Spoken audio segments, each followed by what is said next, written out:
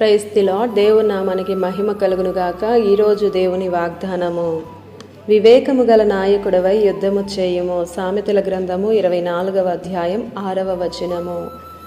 ఈ ఉదయకాల సమయంలో కనికరము కలిగినటువంటి దేవుడే మనందరితో మాట్లాడుతున్నాడు. వివేకము గల నాయకుడవై యుద్ధము చేయుము అని సొలొమోను తన సామెతల ద్వారా మనకు తెలియజేస్తున్నాడు. దేవుని మహాకనికరం మనల్ని జీవింపజేసి బ్రతికిస్తున్నందుకు మనం ఎల్లప్పుడూ రుణస్థులమే. మనం వెళ్ళే కోణంలో, ఎలా వెళ్తున్నా, ఏ పయనంలోనైనా మనం ఎలా ఉండాలి అని మన పెద్దలు నిర్దేశిస్తారు.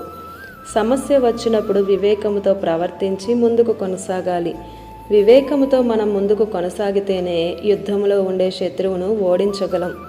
నీవు నాయకుడివే అయినా వివేకంతో శత్రువు పన్నాగాలను గుర్తుపట్టేలా, మనల్ని కాపాడుకునేలా, మన వెంట వచ్చేవారు నష్టపోకుండా ధైర్యంతో నడిపేలా అట్టి వివేకం ఉండాలి మనకు.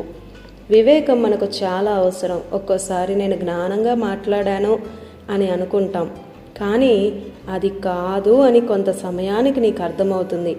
ఏదైనా సరే నేను జయించగలనన్న ధైర్యం నీ మనసులో అట్టి స్థిరత్వంలోనికి రావాలి. ఏ స్థితి అయినా, సమస్య అయినా వివేకంతో ప్రార్థించు. దేవుణ్ణి అడిగితే ఈ పోరాటంలో నిలవబడగలుగుతావు.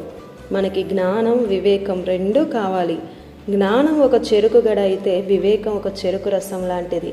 ఈ రెండింటికి తేడా అర్థం అవ్వాలి. అప్పుడే ఎదురయ్యే ఏ యుద్ధంలోనైనా నాయకుడిగా ప్రవర్తిస్తావు. దేవుణ్ణి అడుగు అట్టి వివేకమును అనుగ్రహించమని. అన్నీ అడుగుతాం, అవి ఇవి ఇంకా ఏవేవో కావాలని. వివేకం ఏదో మార్కెట్లో దొరికేదిలాగా. దేవుడు అనుగ్రహించే వివేకముతో తప్పక నీవు ఎదుర్కొంటున్న ప్రతి పరిస్థితిలో జయ జీవితం పొందుదువుగాక. ఆమేన్.